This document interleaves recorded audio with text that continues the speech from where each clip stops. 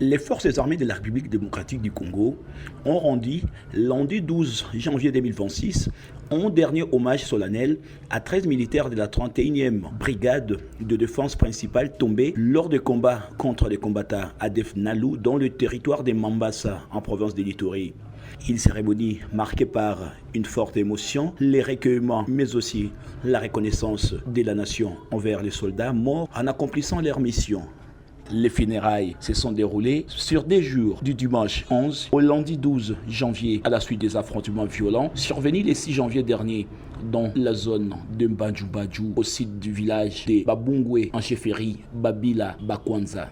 Ces combats ont opposé les forces loyalistes aux combattants ADF Nalu dans la profondeur des forêts de Kipolo et de Bandjou, une région difficile d'accès située à environ 5 heures de marche au centre de Babungwe. Selon les sources militaires, le soldat de la 31e brigade occupait une position avancée où il menait des missions de couverture et de surveillance dans le cadre des opérations de sécurisation de la zone.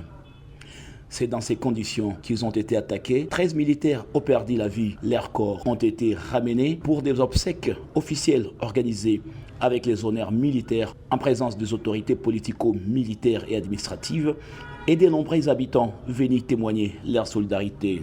La cérémonie a été présidée par le colonel Patrick Bangamose, commandant de la 31e brigade de défense principale, et de l'axe opérationnel Commanda Luna.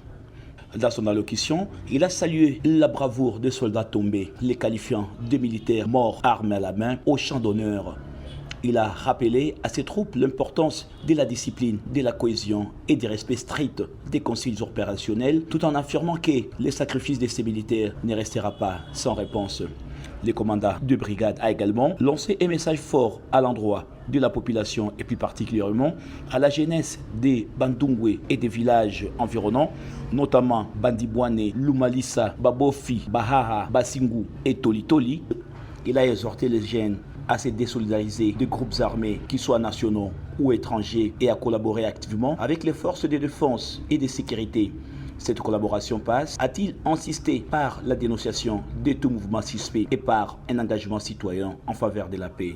La douleur était également partagée par les structures locales. Le conseil local de la jeunesse du groupement Babila Bakwanza a condamné avec fermeté cette attaque, qualifiée de crime de guerre attribué aux combattants ADF Nalu. Dans un message signé par son président Toile Tumbouazi Adolphe Tatamabiki Edo, le conseil a présenté ses condoléances aux familles de victimes et exprimé sa compassion à l'ensemble de FARDC.